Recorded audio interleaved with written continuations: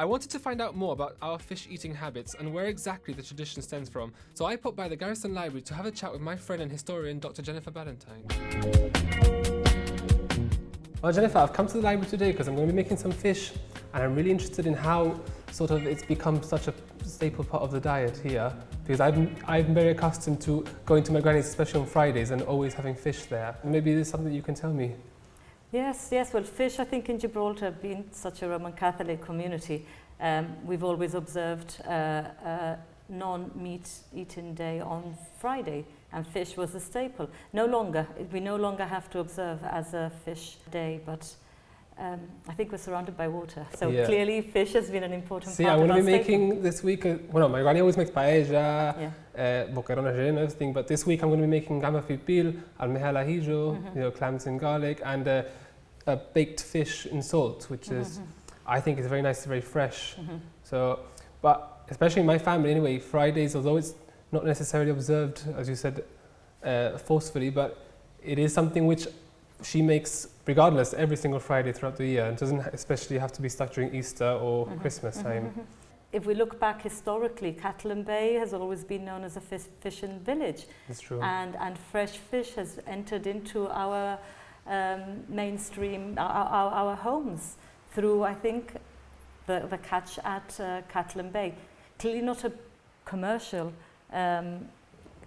fishing village as you may find in parts of Spain or maybe in England, but clearly Catalan Bay has always been traditionally and historically known as a fishing village. Seeing as in Gibraltar we don't have any agriculture and we don't have fresh fruit, fresh meat as such, by harvesting the seas, that's how we put fish in our diets, how we make it part of what Gibraltar cuisine is. I think the dependence on the sea was great during the Great Siege. Clearly, under siege conditions, food was very scarce, hard to come by.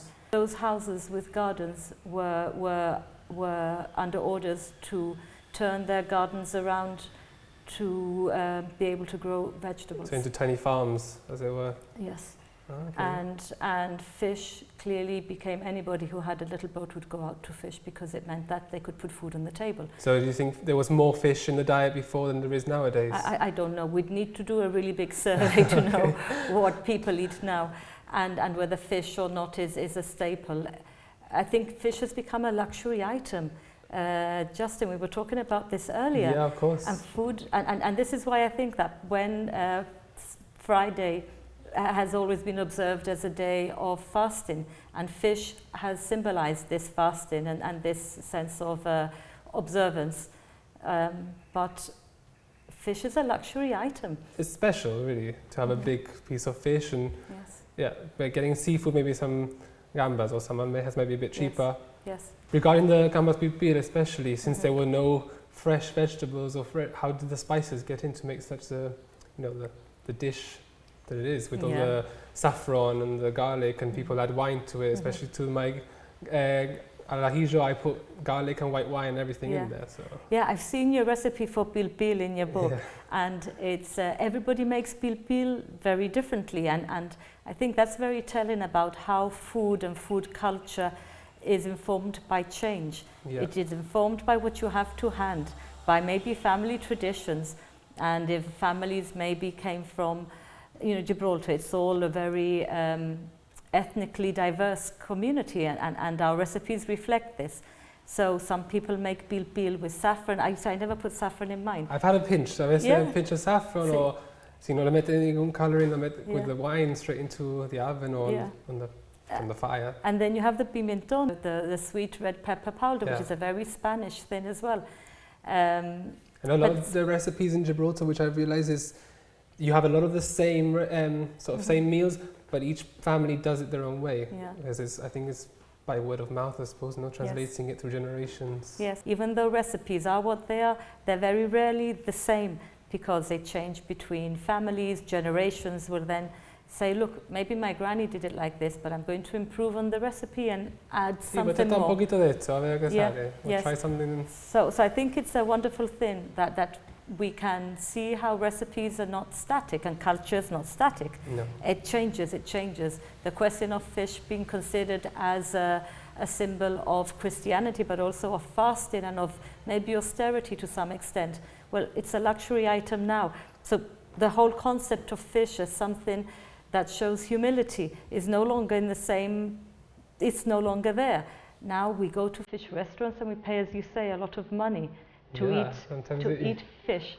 And because you're baking some fish, aren't you, with salt? Yeah, I'm going to cover it in salt with some lemon and parsley to keep it simple. And maybe that's something from the past. There's less to use with it, so to keep it as simple as possible. Yeah, and when ovens were not readily available. Yeah, so the salt became a kiln. Creates its, yes.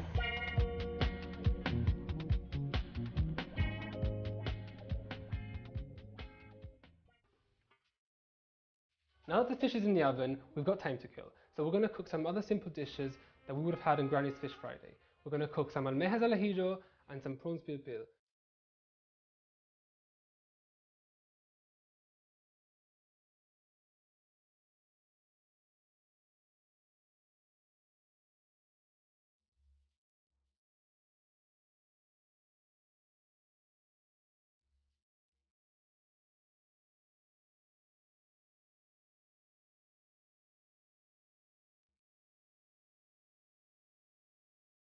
So first we need to put our pans on the heat, pour some little amount of oil in the pans to make sure it heats up whilst we cut the garlic. So first thing we're going to do is go to our pans, put them on the heat, make sure that they are on medium heat, not too high, and pour in just a little bit of oil in each of them. We're going to use a terracotta bowl for the prawns bil bil, and we're going to use just a simple pan, nice little pan for your almejas. Depends the amount of almejas you have. I think I have about 1 kilo more or less. That should feed about 4 people. The next thing we need to do now is grab your garlic and start to chop it up. The simple way to chop it up nice and finely is to first slice downwards into your garlic and just slice all the way down. Make sure that your thumb's out the way, you don't want to cut your thumb, and then we're going to slice halfway across. Just go ahead and slice. You've got nice little pieces of garlic ready to fry.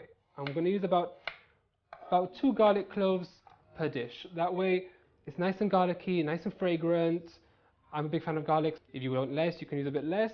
It's up to you. So we're going to chop up our garlic nice and finely, not too small, but just enough so that we can taste it, we can see it, but it's not too much. Now that our garlic is nicely chopped and everything, we're going to spread them evenly out into each of the pans.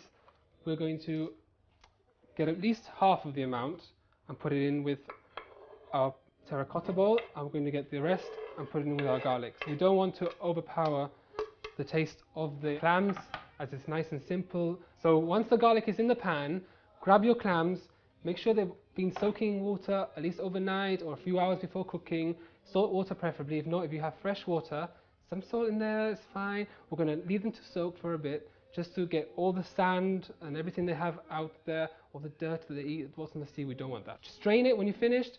When you're almost ready to cook, just take them out, drain them. Make sure you try and pour one on top of each other, just to clunk them to see if there's any hollow ones. Those are dirty. Just throw them away. Those are just dead ones. They're not going to open. What they're going to do is spoil your dish, so we don't want them. So next, once it's all drained, when it's all ready, just grab them, put them straight into your pan, and just pour them in and cover your dish. We're going to steam them, just leave them there to steam. Leave it a little bit open just so some steam come out, and that's it. That's what we're going to do with that one. Next up, we've got a terracotta bowl, so we're just going to make sure that our garlic is frying, it's nice and hot. We're going to grab our chilies, pour in, depends how spicy you want it, it's up to you. I'm going to get a nice little amount of chilies and just pour them in. I'm using dried chilies, but you can use fresh chilies, 1 or 2 chilies, it depends how spicy it is. I'll leave it up to you. We're going to leave that to fry until you see that the garlic is looking a bit translucent, it's a bit softer. Once that's ready, we'll pour in our prawns, and then we're ready to go.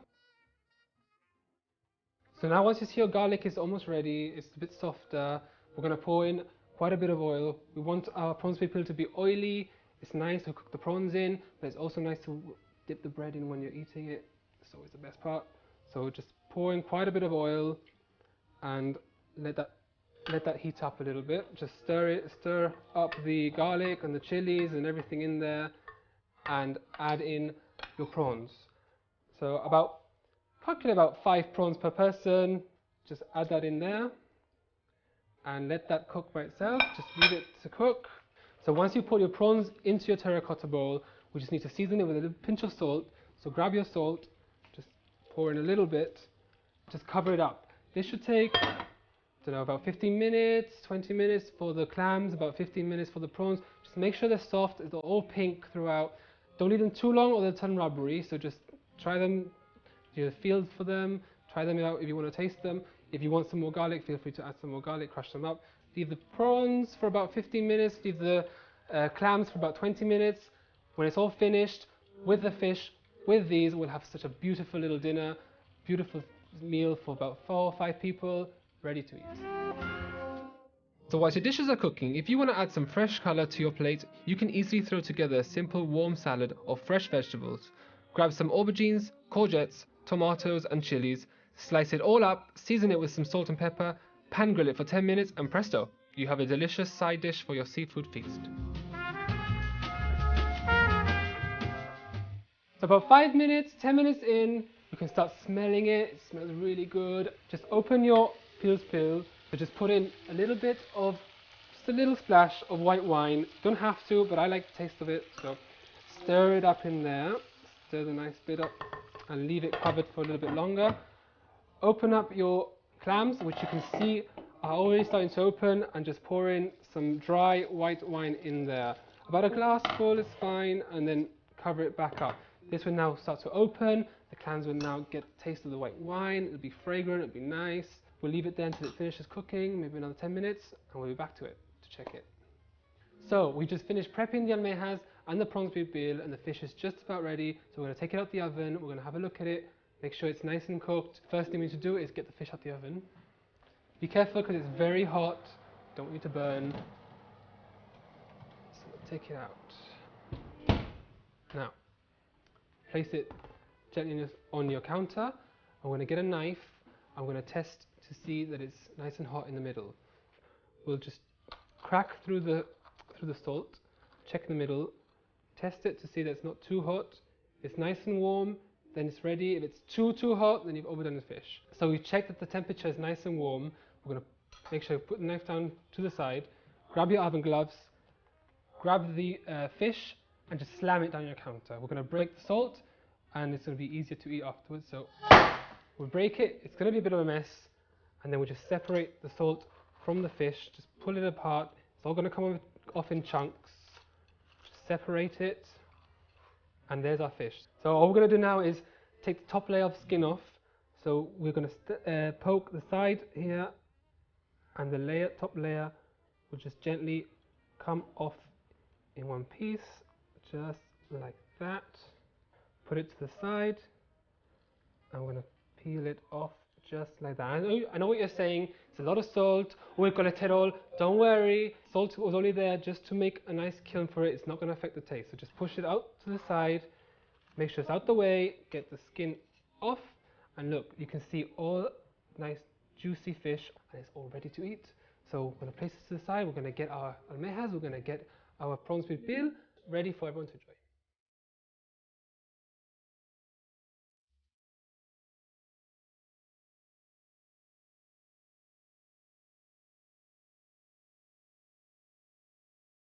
Now that everything's on the table, we're just going to present our fish. So we need to get our spatula and another spoon just so it's easier to pick the fish up. It's going to be quite heavy. Stick it underneath and carefully just place it onto your dish. There we go. Grab your clams and just season them with a pinch of salt and a pinch of your parsley. And now that, a bit more if you need some. And now that is ready to serve there. So everyone can just help themselves with a nice spoonful as they wish.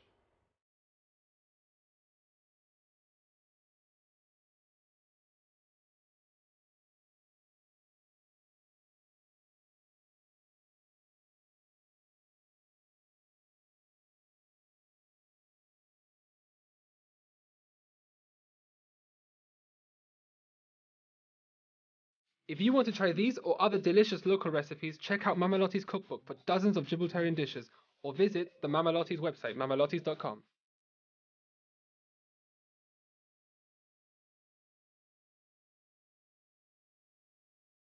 Don't forget to join us next week for another selection of yummy local recipes.